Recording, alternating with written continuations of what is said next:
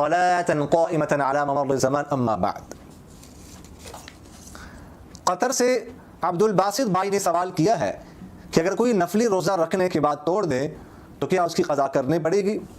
मेरे एक दोस्त ने मुहर्रम की 9 और 10 तारीख को रोज़ा रख लिया था, फिर उसने 10वीं मुहर्रम को पाकिस्तान अपने घर फ़ोन किया। घर वालों ने कहा कि हमारा रोज़ा तो कल होगा, तो उसने 11वीं तारीख का रोज़ा भी रख लिया। जब उसे इल्म हुआ कि 11वीं तारीख का रोज़ा रखने की ज़रूरत नहीं तो उसने तोड़ दिया। अब वो क़ज़ा करेगा कि नहीं। अगर कोई शख्स नफली इबादत शुरू कर दे, यानी नफली नमाज शुरू कर दे या नफली रोज़ा शुरू कर दे, तो अब उसके बारे में फ़ुक़हा ये फरमाते हैं कि उसके लिए ये नमाज या रोज़ा इसको पूरा करना ये ज़रूरी है।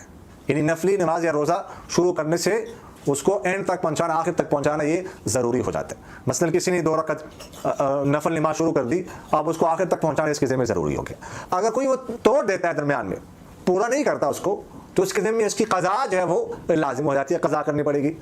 नफल नमाज 2 रकत की नियत बांध ली, तोड़ दी, तो उसकी क़ज़ा जो है वो ज़रूरी है। इसी तरह रोज़ा रख लिया तो रोज़े का भी यही हुक्म है, उसको पूरा करना ज़रूरी है। अगर उसको दरमियान में तोड़ दिया तो अब उसकी क़ज़ा जो है अलग से एक रोज़े की क़ज़ा करनी पड़ेगी। दूसरी बात आशूरा के रोज़े के हवाले से है।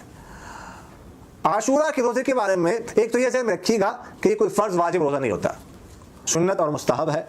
अगर कोई रख ले तो अच्छी बात है, सवाब मिलेगा। अगर कोई ना रखे तो कोई गुनाह नहीं।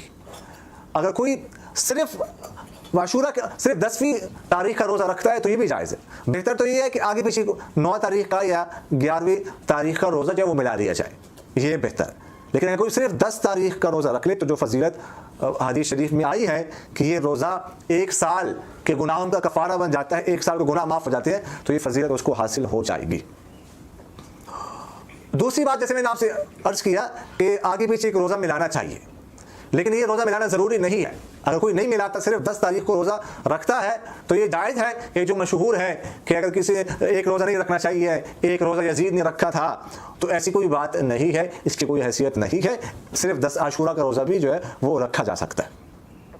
अगर किसी ने 9 तारीख का रोज़ा रख लिया, अब किसी वजह से वो 10वीं तारीख का रोज़ा नहीं रख सकता, कोई उज़्र उसको पेश आ गया, तो ये 9 तारीख का रोज़ा रखने की वजह से अब 10वीं तारीख का रोज़ा रखना उस पर ज़रूरी नहीं है, उसके लिए लाजिम नहीं है। अगर वो नहीं रखता तो उसको कोई गुनाह नहीं मिलेगा। अलबत्ता जो फजीलत आई है 1 साल के गुनाह के कफ़ारे की, वो उसको नहीं मिलेगी, इसलिए कि उसने आशूरा का रोज़ा नहीं रखा। बाकी वो जो 9 तारीख का रोज़ा रखा है वो नफल रोज़े का सवाब उसको मिलेगा। इस तरह अगर किसी ने 9 तारीख का रोज़ा नहीं रखा, आशूरा का रोज़ा रख लिया, 10वीं मुहर्रम का रोज़ा रख लिया, तो आप उस पर 11वीं तारीख का रोज़ा रखना ज़रूरी नहीं है। अगर कोई रख ले तो अच्छी बात है, और अगर ना रखे तो कोई गुनाह नहीं है। जो फजीलत है वो उसको, जो हदीस शरीफ में आई है, उसको हासिल हो गई। और ये भी ज़हन में रखिएगा कि अगर इनमें से किसी ने एक रोज़ा तोड़ दिया रखने के बाद, तो बस एक रोज़े की क़ज़ा उसके ज़िम्मे है। अब दोनों जो है ना, 2 रोज़ों की क़ज़ा उसके ज़िम्मे लाजिम नहीं है। तो ये बात कि जब कोई नफल रोज़ा या नफल नमाज शुरू की जाए तो फिर उसको जो है ना आखिर तक पहुँचाना ज़रूरी है। अगर कोई तोड़ता है तो उसकी क़ज़ा जो है वो